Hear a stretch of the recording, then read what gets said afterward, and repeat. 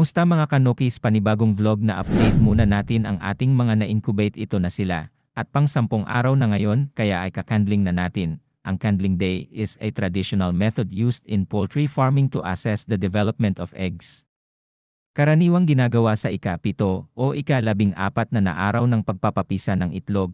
Ang proseso ay nagsasangkot ng pagniningning ng maliwanag na liwanag sa pamamagitan ng itlog upang ipakita ang mga nilalaman nito.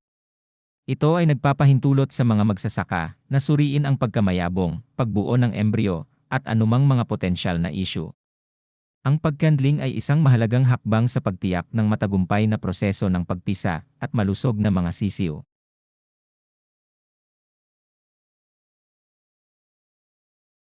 So ayan na guys, iniisa-isa na natin sila. Ay candling na sa 100+ tong mga itlog na to, at malalaman na natin kung ilan ang mabuhay at ilan ang di mapipisa. As a method na to makikita na natin ang resort ng ating ginawa. So ayan na guys, iniilawan na natin isa-isa.